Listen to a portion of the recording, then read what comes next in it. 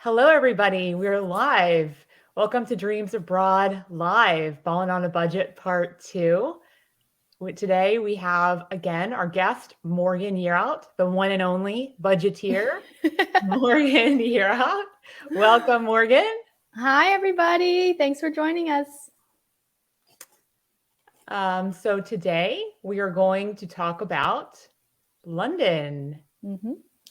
We are going to London. So we're going to let our guests come in. And here's our slide.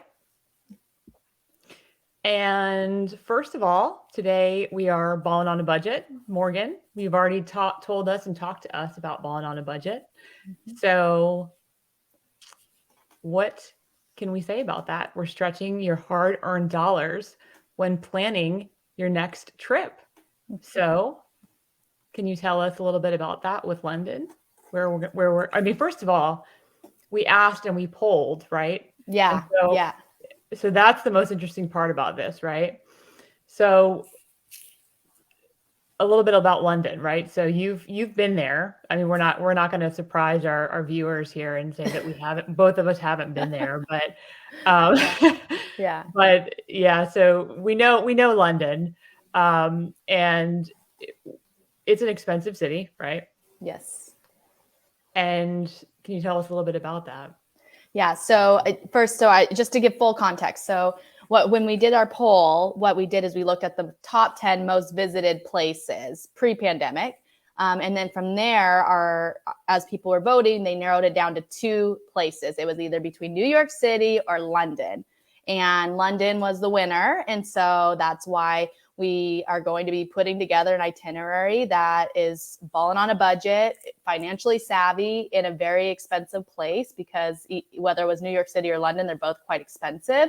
But we were able to do it. So just a little precursor to London, they say that the average person that's traveling and touring around spends $200 a day. And so we'll start getting into the financials a little bit more, but just keeping that in mind, they spend on average $200 a day, and that does not include their flights. So that's just to live day in and day out on that adventure. So yeah, so we'll get into the nitty gritty shortly. Okay, and so just to give everybody a little bit of background here, we're going to be doing a working itinerary here. This is going to be a working session. Morgan is going to be giving us some of her greatest skills here. She's very talented. Also, I want to get into this because I want to share we usually do the pictures, but we did that last time.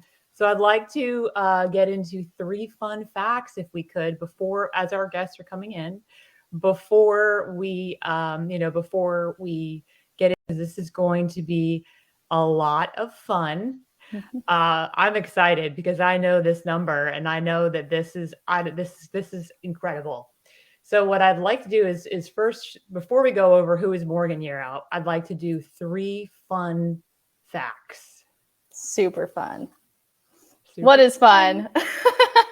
So what is fun? I mean, yeah. 3 fun facts. Life as a whole is fun. But yeah, so just more interesting facts than just numbers all day, every day, would be that I've jumped out of a perfectly good plane and landed on a beach in Playa del Carmen. So I'm still here today to talk about it. So that's awesome. I thought about going and getting certified because that's usually how everything escalates. I try something once and I'm like, oh, is there a cert for that? But no, haven't made time to do that. Don't know if I ever will, but it was fun to explore for a little bit. Another fun fact is that I've logged over 10,000 miles on a motorcycle because it was my daily driver. And so, yeah. Yeah, it's quite affordable. Gas goes a long ways with it. Awesome. And maintenance is super easy.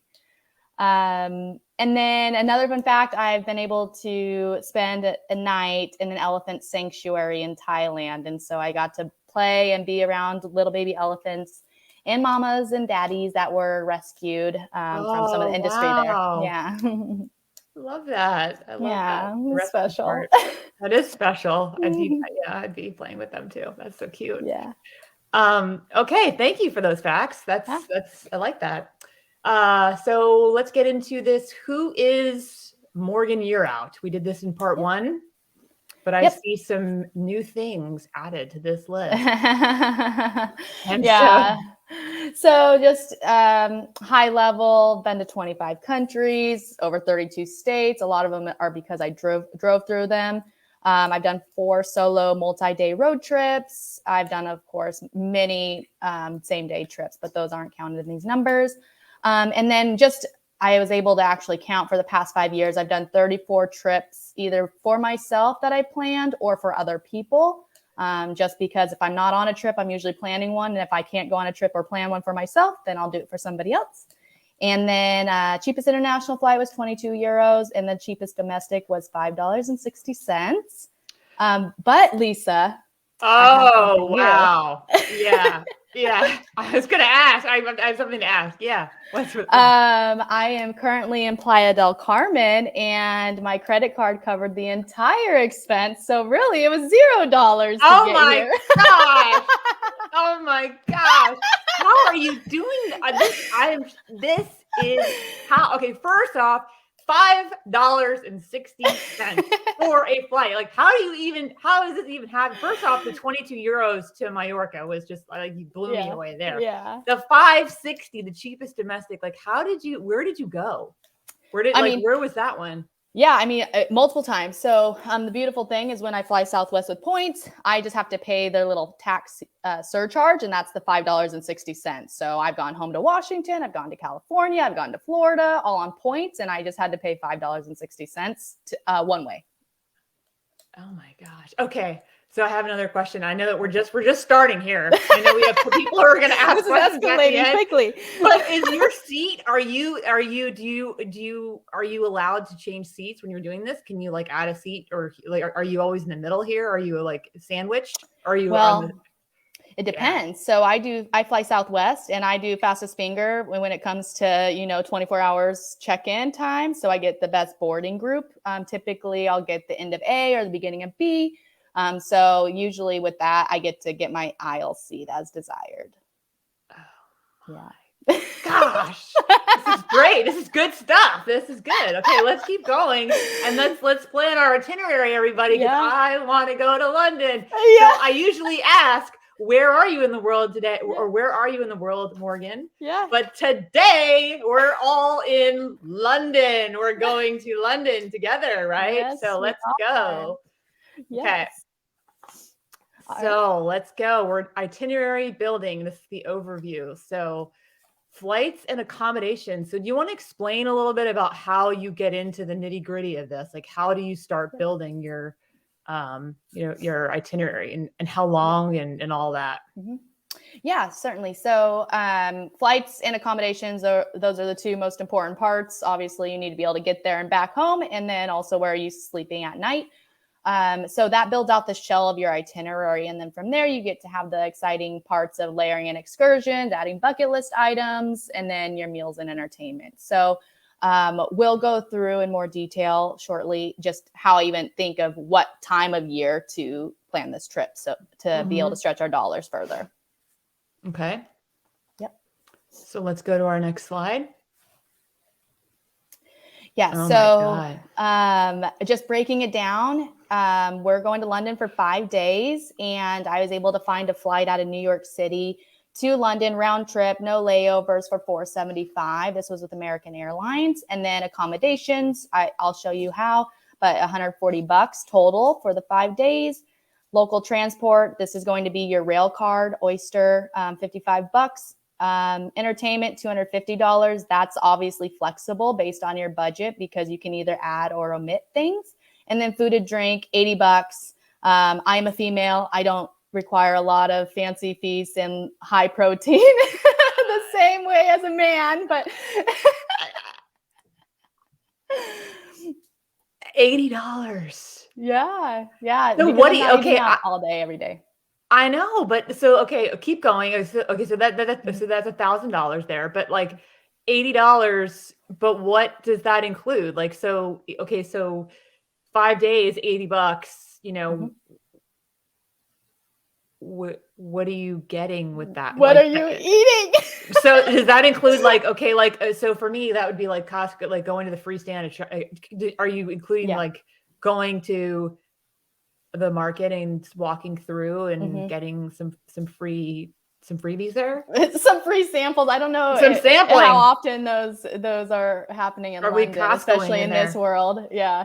Yeah. As it stands right now, I don't know that we'll get a lot of free samples, but in general, if you stop into a little supermarket or at a farmer's market, you can pick up some snacks and things that aren't that expensive. It's when you start eating out that your budget really starts going through the roof. So for full context, like when I'm back home in a full week, my food expense is about $40 to $60. So for 5 days on a vacation, this is totally manageable.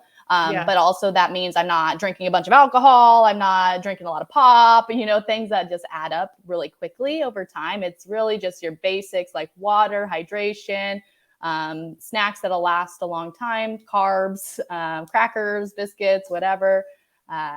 But yeah, so it's not fancy feasts, no candlelight dinners. You're balling on a So budget. who needs the candlelight dinner anyway when you're in London? I mean, you're going around. I'm adventuring. I don't know. But there are other people. So okay, we're gonna cater. We're gonna tailor this because I think there are some people who do want the candlelight dinner. So like this itinerary might not be for everyone, right? Mhm. But this is for the people that are out there that want to go and be economically savvy with their money, right? They want to make sure that they can go, and it's you, like you said, that when you started traveling, you were traveling because you always thought that, right, that traveling was just for, I think you said this in your last one, for Mhm. people that had a lot of money, but Mhm. you're able to do that, Mhm. and you were able to stretch your dollar further, right? And so Yeah. you're showing people that you can do that. Mhm. And $1,000 going for 5 days, that's incredible. So I Yeah. commend you, Year Oh. Out. Okay. This is great. This is unbelievable. But for a man, okay, so Yeah. how that this would be, it would be a little bit more, right? If they Of wanted to eat course. more. Yeah, Okay. if they want, you have two options, right? So if you're like, okay, I can't break $1,000 if as a man, then you're like, well, I'm gonna have to weed out some of the entertainment because your flights and your accommodations, those are already pretty like they're pretty hard set. There's not a lot of flexibility there, but the variable expenses are your entertainment and then your food and drink. So if you really are having to stick to that $1,000 budget, then you have to weed down the entertainment, and you're doing a lot of walking and just free sightseeing, and Yeah. then that will allow you to shift your funds to food and drink. Or you look at your budget and you say, actually, I wanted to be around 1,000, but I'll go to 1,200, and then you add your couple hundred to food and drink, so you're not really having to kind of stifle your experience there and just eat cereal all day. So Have you done that? Were you eating cereal all day?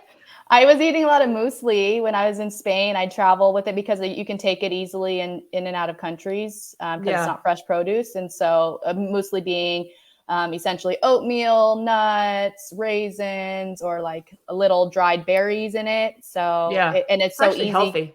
Yeah, it is, and it satiated my appetite, so it was easy to start my day that way, and then not have to eat every 2 hours. I'd be able to have like my mid morning muesli, and then something for dinner, and maybe a snack if I saw something along the way, or a street cart, or something that I really wanted. But yeah, having high carb, high protein in your diet helps you to not have to eat a bunch of junk to keep your blood sugar going. So Gotcha. and spiking, yeah.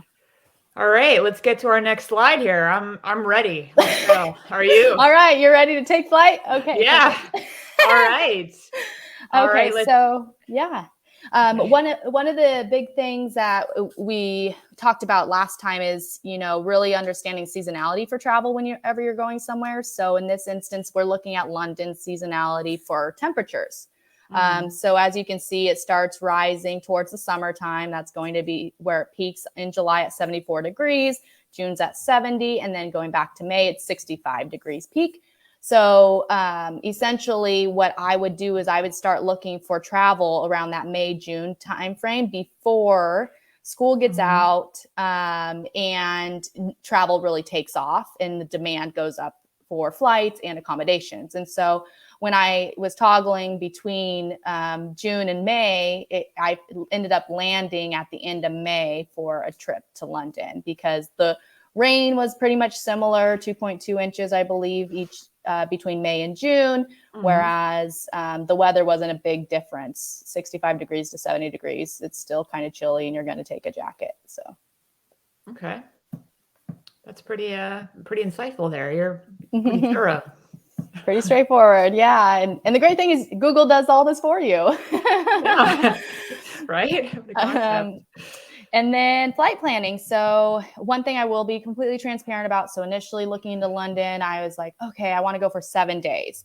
But as I was building out the itinerary, I realized, after 5 days, I really was ready to go home or go somewhere else. And so the initial flights that you see are screenshotted for a 7-day. But when I looked back, it would be essentially 141 to go from New York to London on the 24th of May.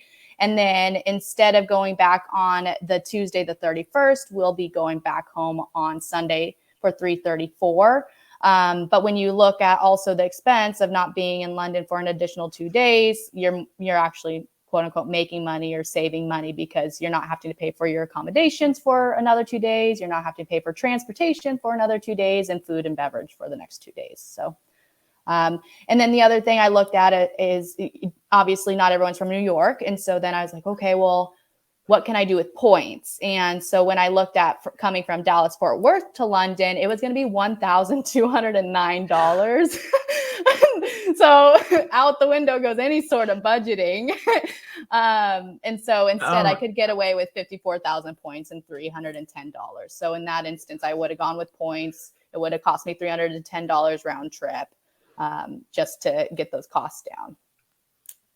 Wow, you've got this. You've thought of it all here. That's really wow. So okay, let's keep going here. I'm intrigued. And so wait, are you when you're flying? Let's go back. I want to ask some questions here, because I know at the end we're gonna have questions too about the flights. But like, is there a specific airline? And if anyone has questions, they can ask them as well. Is there a specific airline? Because I've had some thoughts about airlines lately. Oh, pray tell. Yeah. Is there a specific airline that you like, or are you pretty much just like me? Like, they all have like pros and cons to them.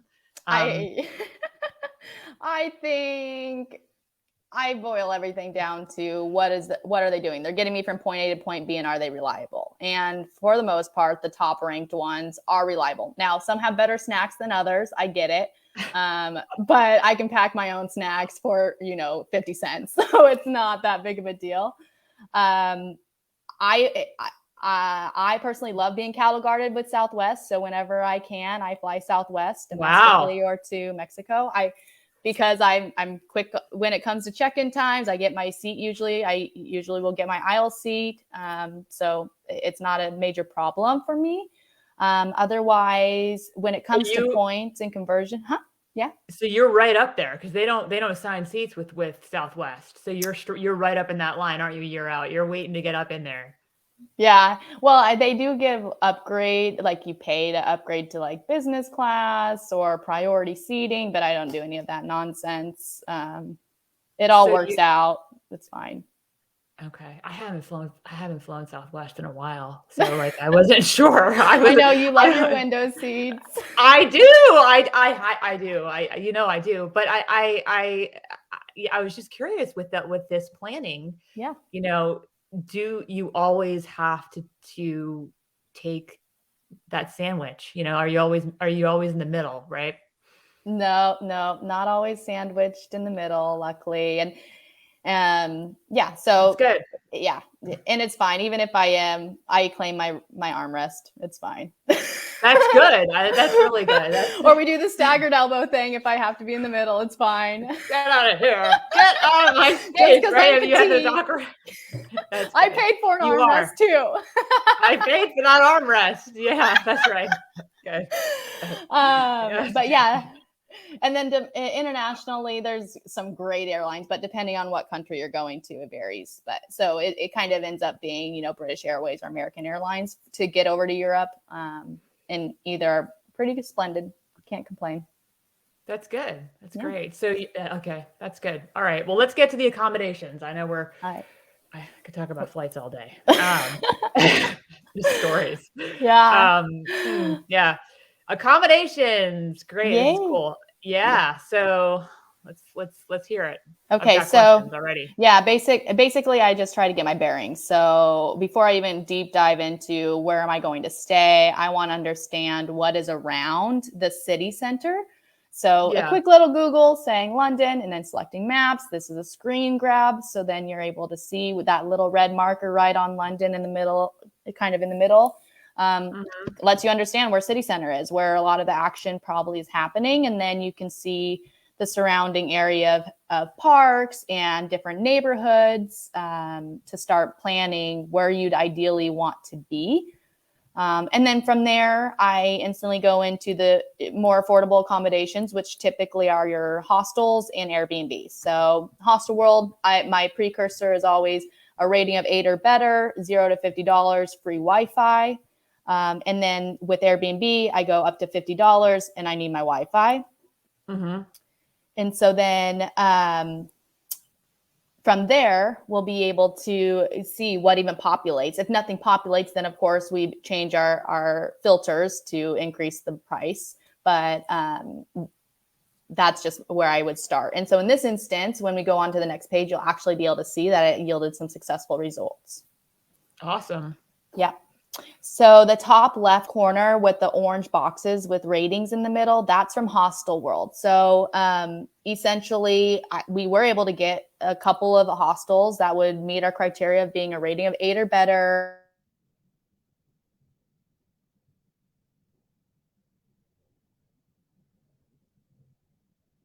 Hello, Morgan. Hostel World, a rating of 8 or better. Okay, so you're jumping in and out with your Wi-Fi. So I'm just going to talk about hostels and the last episode that we had where you talked about padlocks and how important it is to have a padlock while you get your Wi-Fi adjusted. So I'm imagining here that when you're in London that you aren't necessarily needing or that it's too expensive to use an Airbnb. So you've probably just budgeted for let me see here. You've probably just budgeted to do hostels. So when you get back, I'll just take my time here. When you get back, I would probably imagine that I'm just imagining here. And let's shout out to the Beatles. Imagine all the people, right? We are in London, actually. And I do want to ask you, because at the end, as I'm talking here to myself and all of the audience out there, hello. Questions would be great right now. I want to talk about rock and roll because I'm a big Beatles fan. So maybe we can talk about that too. So anyways, as we're in the accommodations, Morgan, when you get back, we can talk about what made you choose this specific hostel.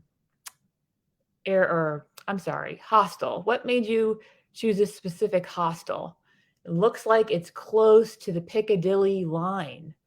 Does anybody know if that Piccadilly line is close to a pub that they play the Beatles at? That'd be great to know.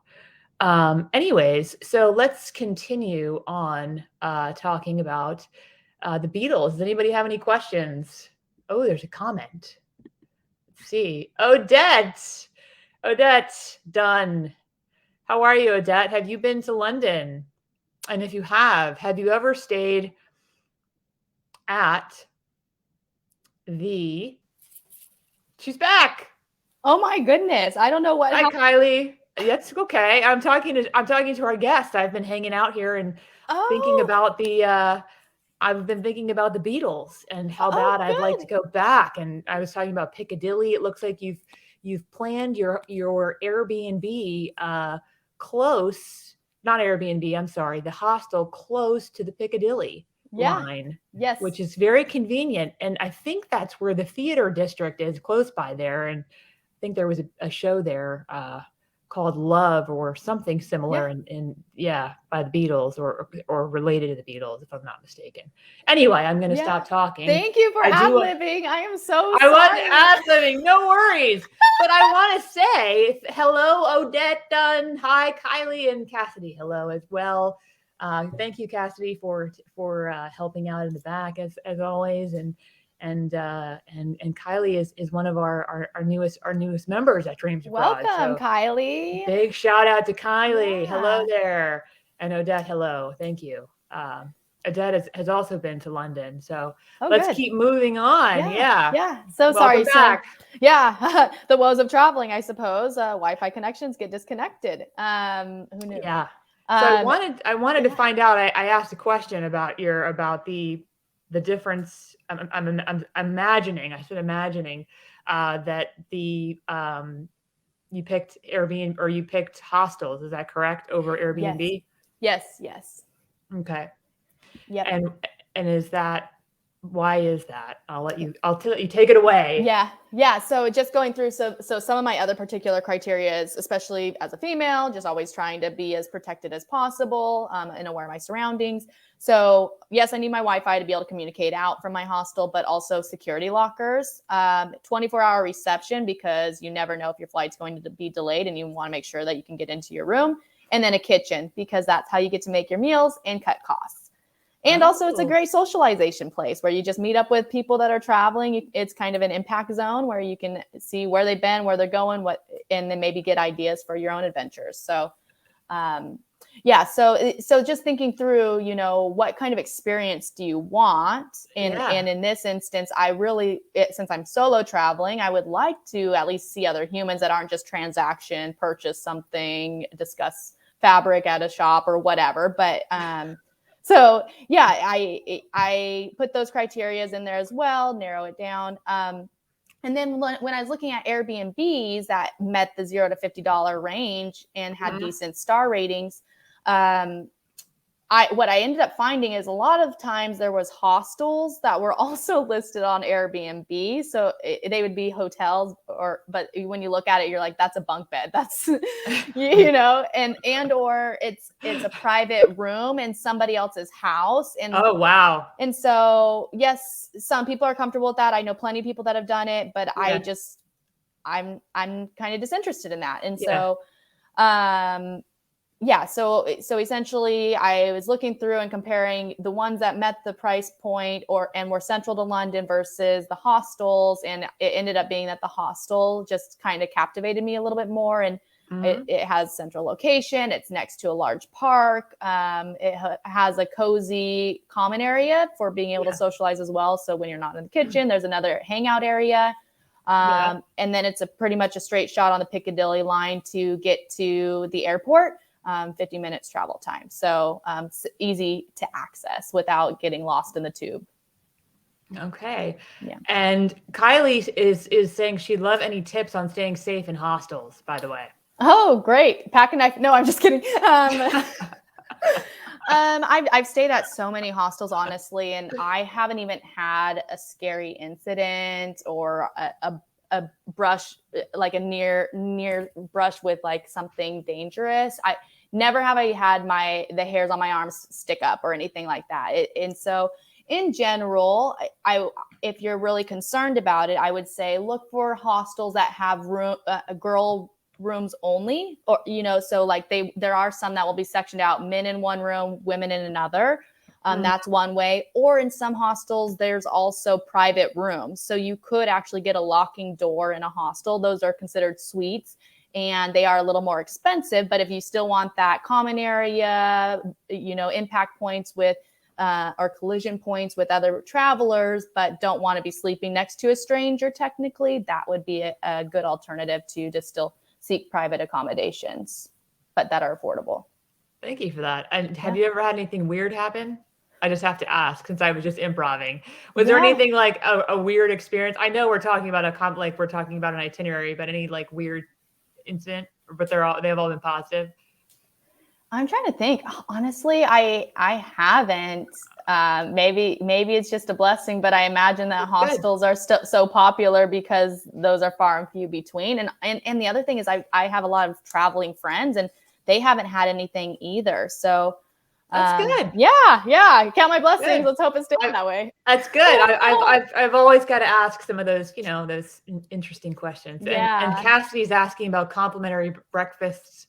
Are they common at hostels? Yes, ma'am, they are. However, right now, what I was noticing when I was looking at hostels in London is that they discontinued that service. And it's interesting because I was thinking, what's going to compel them to bring it back? Because it is an expense to them.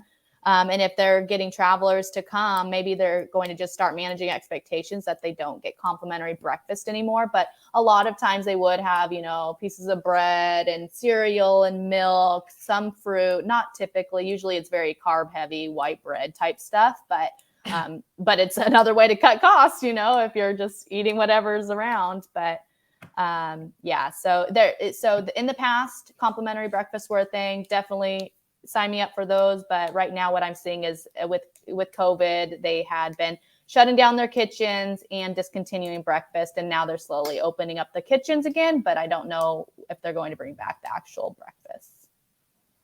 Okay. Well, hopefully they will soon. To be continued. Maybe we can do one on breakfasts. And muesli and eggs, because I know you like your hard-boiled eggs. Oh, okay, let's keep going. Next slide, Cassidy. Thanks. It's good to have you back. Okay. Excursions. All right. So I'll jump in. So as I mentioned on the previous podcast that we had done or stream that we had done, I always like to see UNESCO heritage sites and what's going on around me first and foremost, just to see if there's anything really fascinating and to maybe learn some history, right? So when I was looking at London, I did see that the Stonehenge, it's a far ways away, but it is in the UK.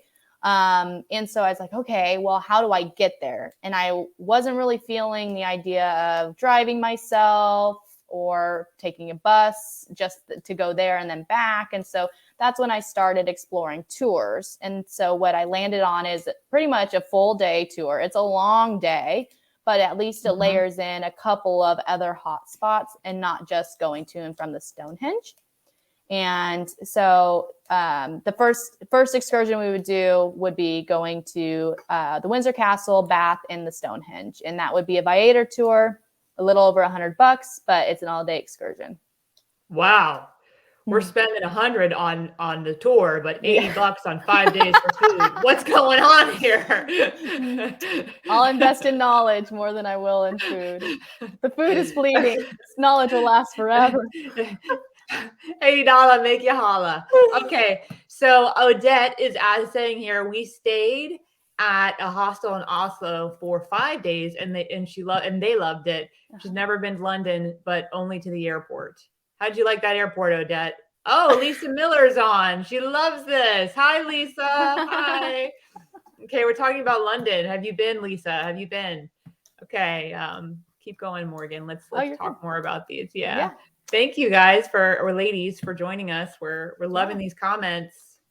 Yeah, very much appreciated. So then, and the other thing I would also say when you're building out your itinerary, think about your energy levels. So for me, I get off a plane and I'm stoked about life. I have all the energy and gusto in the world. So usually I'll layer in the most intensive travels, excursions, adventures at the beginning of my trip. So then I can fizzle out like towards the end of the trip and just like relax, hang out. If I don't want to do anything, I've already checked off all my major bucket list items. So if I don't want to do anything else on that last day and just hang around and go to a park or something, then I have that complete flexibility and can still chalk the trip up to a great success because I did plenty of activities that I really wanted to do because I did them when I had the most energy. So if you have the energy at the beginning of the trip, then that's when I would suggest layering in this tour. Otherwise, if you're more like, I want to rest, decompress after a long flight, and then like 2 days later go on a big trip, then that's when I would layer this on your itinerary. But just so you know, my frame of reference of building out the itinerary is I got the gusto, let's go do all the adventures immediately.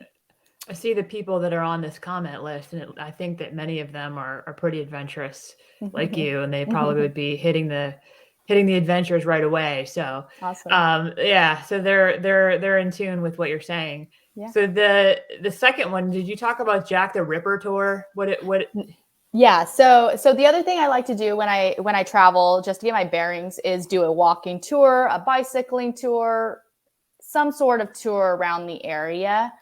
Just because you pick up little fun facts and you get to understand more of what the neighborhood layouts are in person versus just looking at maps. Because up until this point, we just looked at a bunch of maps to try and figure out accommodations and how we're getting there. And so looking through different walking tours, there's plenty of free ones and whatnot, but I ended up stumbling onto Jack the Ripper tour, and Jack the Ripper tour is just kind of fascinating because for anyone that's not really fully aware, Jack the Ripper is an unsolved murder mystery. He's a serial killer that was in the Whitechapel district back in the late 1800s.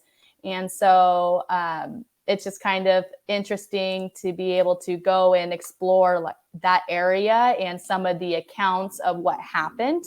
It's dark history, of course, but I thought that would be a fascinating alternative to just walking around during daylight. And because this is a nighttime tour too, so it kind of sets the mood. It does set the mood. Wow, it's kind of scary. It is spooky. Yeah. Okay. And then what about these markets? Tell us about these artisan markets, right? Yep. Is that where you'd get your free samples? Because I'm in for these free samples. I mean, does anyone know if we can get free samples at these? Because we're eating $80 a day in food. I know I'm going to be hungry walking through here. I want the free samples. Well, that usually is a perk of farmers markets, is that they'll give you free samples. And but for me too, I love going to local markets because it's an opportunity to see the culture, interact with people. Yes, it's transaction based, but it just has a different, lighter, airier feel to it when you're conversating with people, and it's no rush. You're just hanging out. And so I Googled London farmers markets and just started going through the list of top ranked farmers markets, so to speak. And the ones that I landed on were the Portobello Road and the Borough Market. Now, the Portobello Road is a mile-long stretch, and as you get closer to Saturday, it starts adding on more things to it. So you'll have your fruits and veggies the entire time, but then you'll have street performers as you get closer to Saturday. Whereas, earlier in the week, you probably wouldn't see them as much and be much more quieter. So yeah, Portobello Road is more so fruits, veggies, street performers, antiques, shopping, get your new threads. It's not just fruits and vegetables and honey and bread. Okay. And then the Borough Market is a long-standing market that's been going on. I was trying to remember how many years it's been going. That one's been going on for like 100 years or something like that. And it tends to be more artisanal, your fancy olive oils and honeys and breads, but it also gives you a chance to get a wide variety of local fruits and vegetables and meat and produce. And free samples. Yeah, samples, potentially. So, yeah. And London's known to be a very green space, right? They're very conscientious about being, green and I don't know, very healthy, yeah, and sustainable. So yeah, that's sustainable. Yeah.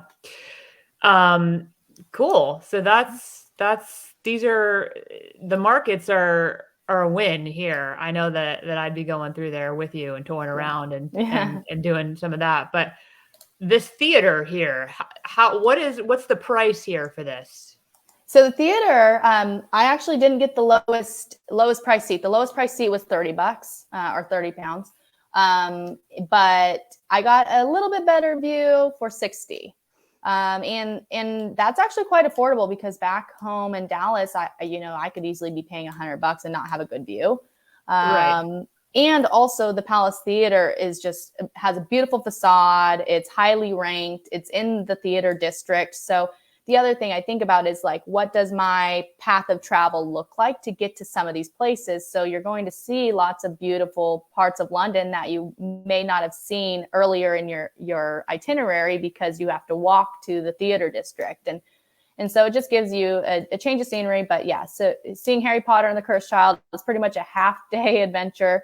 They take a long intermission, and then you come back for the second half. And it was going to be $60.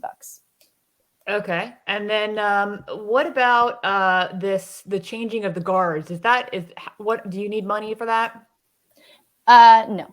You get to go and elbow your way to the front so that you can see the changing of the guards. But it's a lot of fun, and it's been going on since 1660. So there is actually historical context aside from it being a really cool display. Yeah. But yeah, so that's complimentary. Just get there early so that you can get a good view of what's all going to transpire. Or a good photo. I'm always there for that photo. Yeah, the photo op. Because if someone's head was in front of me and I missed that shot when they came by, I don't know what I would do. So, I'm always thinking in terms of where's that best shot? I've got to get that angle, Yeah. And I'm sure many of our viewers are too. You're in there for those photos. So yeah, the memories. Okay. What about the tea at Diamond Jubilee Tea Salon and Fortnum and Mason? Mason. So, tea's a thing in London, in the UK. And so I wanted to make sure to layer in some of that cultural normalcy to just explore, see what it's like. And actually in London, we have tea parties and different things in the US, but that's not the same. So I looked up tea places to get great tea near the hostel, and this is one that popped up. And then I exploring it a little bit further, it looked really cute, the little hors d'oeuvres and everything, and so I was like, that sounds like a good option, and it was only $30, so it was actually quite affordable just to get some snacks and enjoy some tea. So okay, is this included in your $80 budget for food? No, ma'am. That's an excursion. Oh, okay. Yeah. So you're getting snacks along the way. This is extra here. Okay, this is good. So Odette is asking, what is in the kidney pie? What is kidney pie, Odette? Is this a trick question here? Kidney? Odette can be kind of spicy. So what is in the kidney pie? What's kidney pie? Do you know? Beef kidney. Oh, okay, Odette. Have you had kidney pie, Odette? Have you had kidney pie? I don't know. Okay, so that's interesting. Yeah. So with the tea, what is it like? Like, are they little snacks? Are they, what is that? What is that experience like? Yeah, it's slow moving. You're learning about the different types of tea, and you can pick your palate. So are you more like herbal, black tea, English tea? Learn about the tea making process. And so it's more of an experience and not just the stick a tea bag in the hot water, chug it down and run out the door. You're actually there to socialize and hang out and like have your little finger foods. And so it is an experience, and it's something to be treasured because we don't typically take that much time to really be mindful of what we're doing. Right. In the US, everything is to go or Perrier Var. Right. Okay. That's good. That's nice. A sit down tea. That sounds very delightful, actually. Yeah. So what is our next slide here? So the next one was, So the next one was a recap.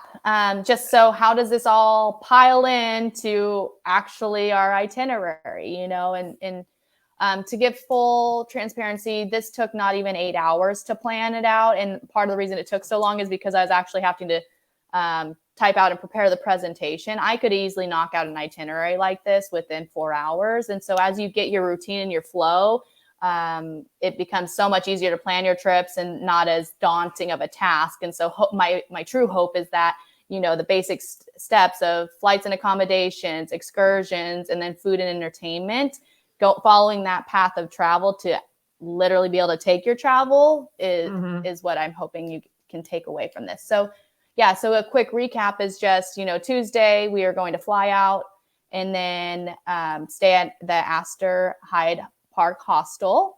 And then Wednesday we are going to do that long 11-hour tour, the Stonehenge, Roman baths, and the Windsor Castle.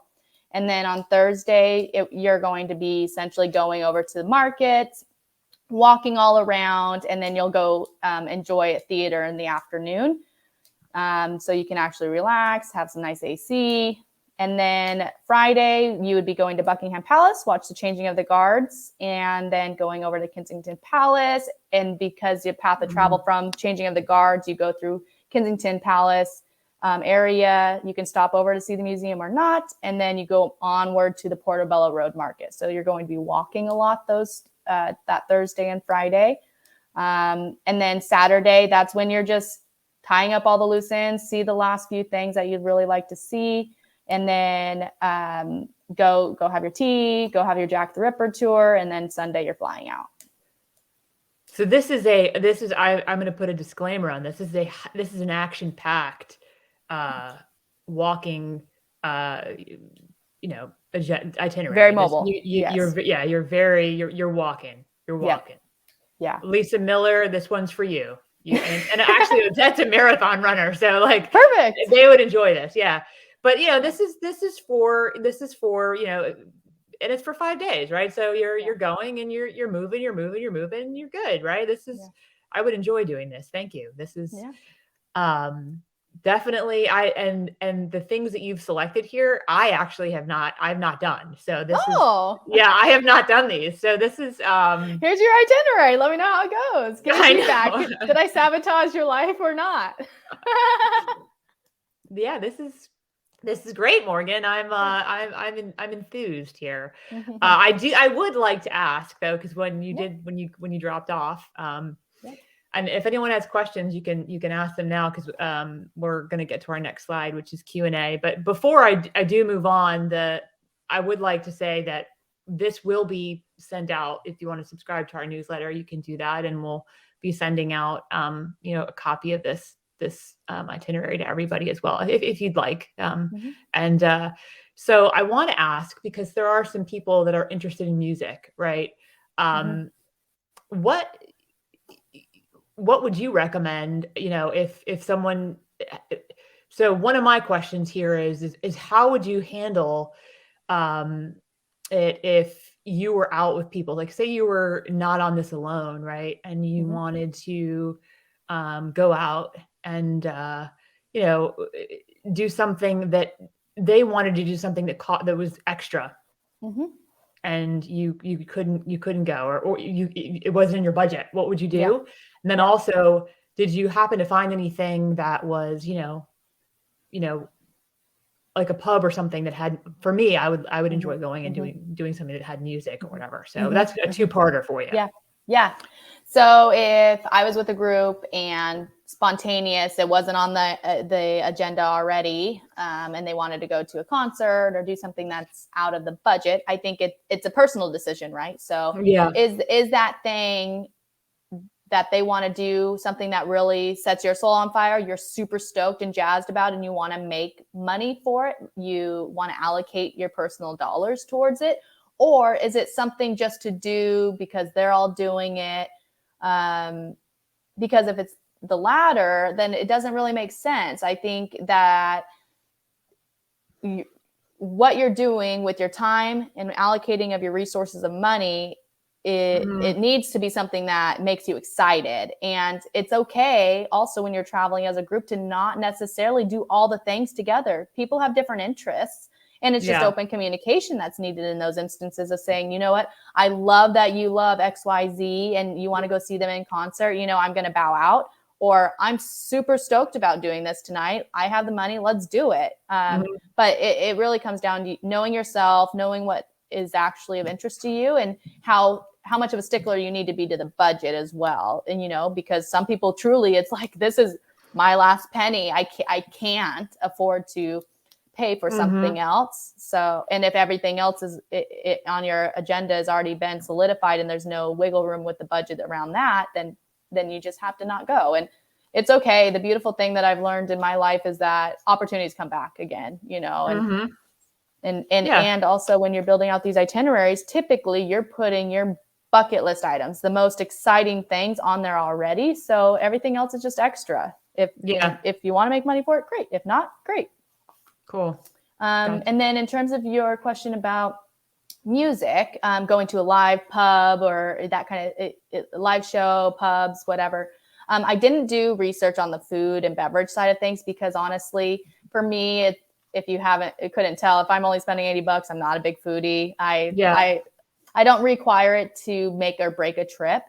Whereas I know some people will literally, you know, schedule their whole itinerary around eating at Michelin restaurants or like this fancy hole in the wall and this and that. And like, if I come across some of those things in my explorations or as conversations happen at hostels, maybe I'll layer them in. But usually when it comes to nighttime entertainment, I will make friends at a hostel and we'll just go on adventures and go to a pub or a bar or whatever.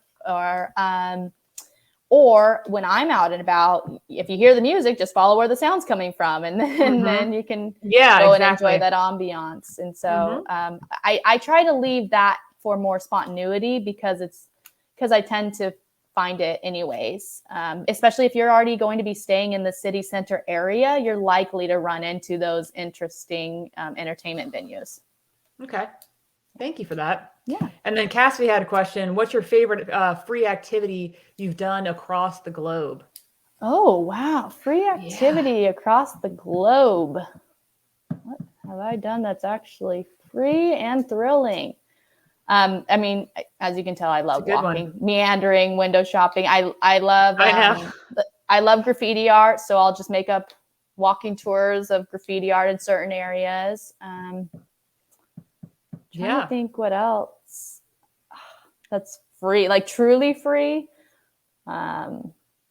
It's truly a lot of free. A lot of things that come with the cost. It's sampling, right?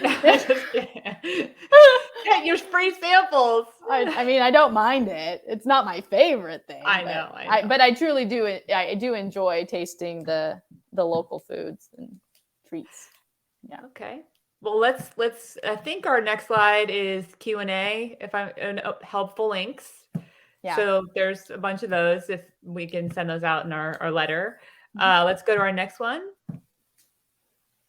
Yay! There's some cute photos of Morgan. Yay! She went with her sister years ago. Yeah, 2013. 2013. A lot's changed. And then finally, our end here. I wanted to just kind of give I think there's another slide after this. Sir, or no? Should have put it in there. Yeah. Oh, there it is. Boom! Surprise for you, Yearout. So we have our next live coming up, everybody. It's with Maritza Chavez, and we are going to be talking about travel that transforms on March 5th. So we're trying to make it every Saturday that we have these. I know that not everybody can make it at this time, but if they are recorded, and we will be, you'll be able to see them again on YouTube. So we'd love to have everybody live because as you can see, we enjoy your discussion when you come on live, and it helps us with our hosts and helps us with providing feedback for all of you. And so Maritza's, she's a very unique individual, and we cannot wait. She's one of our newest members, and we are really looking forward to having her on because she is just a delight. So March 5th, Travel That Transforms. She's got a website, Transformative Travel, or she talks about transformative travel. So we will be hosting her, and it's travel notes and things is how you can find her ahead of time. So join us then. March 5th is our next one. And Morgan, I just want to say I've had so much fun that maybe we can do a third.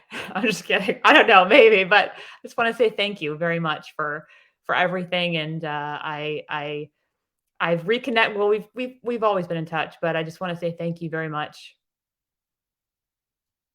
Morgan. All right. Well, thank you, everybody. It looks like her Wi-Fi went off, but I want to say thank you. And Odette, thank you. Great episode. I see your comment, and thanks, everybody. And since Morgan's no longer here, just want to say thanks to everybody who's joined, and we will see you next time. Thanks. Bye-bye.